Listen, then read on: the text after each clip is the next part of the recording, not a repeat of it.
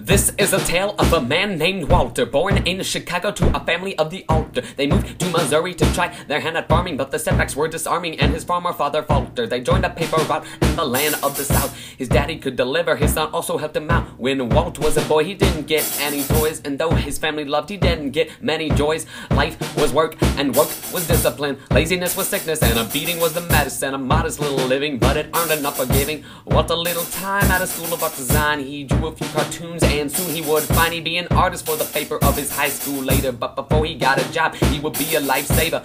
He was called to arms in 1917 to drive an ambulance throughout France and Germany. While he liked the Red Cross, he returned 1919 so he could be the boss of his own company. But his company had company of iWorks joined the agency. The duo worked dynamically to produce lots hysterically. They had their own studio, got cheated by the movies though. Bankruptcy in 1923, so they moved to a more western show. There he met his wife, the love of his whole life. Disney and Lily Bounds, married in 25. Brother were Disney, then moved into the scene, and when he intervened, the products were a dream. They moved to a new hood, little place called Hollywood. Oswald the Lucky Rabbit would make their life good. 1928 was the next important date, because something pretty great would soon precipitate. The star of Steamboat Willie would earn Walt a couple milli. M-I-C-K-E-Y, Mickey Mouse seemed pretty silly. Cartoons and musicality made business a reality. The use of talking animals became a commonality. Was working on repression of the late and Great Depression. Light-hearted cartoons lifted spirits from recession. Silly symphonies and merchandising would produce a rising of the Disney company. Then in 1934, Disney wanted to do more. He animated like no animation before, cause he shot and he scored. Snow White and the Seven Dwarfs hit the theaters and the stores, multiplied like it's a sport.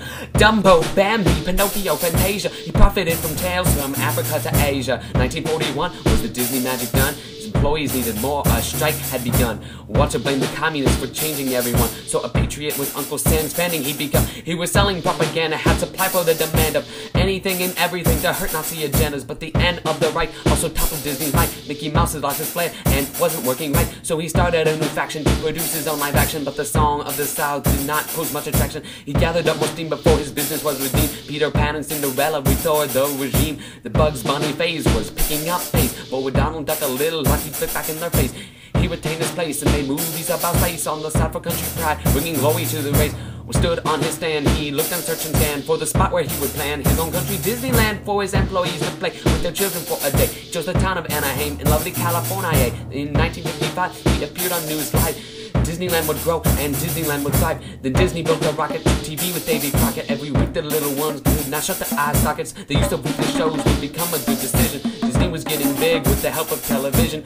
Coast to coast, he was earning recognition. Then he was a host of the Winter Olympics, and he just was stopping. He put out Mary Poppins in 1964, and he also set the course for a new Disney resort, one much bigger than before. An Epcot Center he hoped would be the core, but his end came all too soon. 66 November, tumor sprung in his lung, and it had to be removed. Chemotherapy was new, the doctors did what they could do, but in the end our dear friend could not make it through. He wrote the name Kurt Russell, then collapsed in a hustle. He couldn't say why he couldn't use his speech muscles. December 66, he returned to Stones and Sticks. They cremated the mix, the man was gone pretty quick, but the legend still persists that his body might exist cryogenically frozen, reserved from elements, but for real he still lives on in the form of all his songs and his Mickey Mouse voice, so his empire stays strong. His work was so spectacular, he's part of our vernacular. His influence so widely spread, he's gained more fame past being dead. 35 billion American dollars is earned every year by this company he fathered. While he changed over time, he's now a continuity. Imagineered a business using his great ingenuity. What's entertained the kids in every country where there's words to give the children joy he never got but they deserve. Although the Disney scene today has become so absurd, his classics of the past will forever be preserved.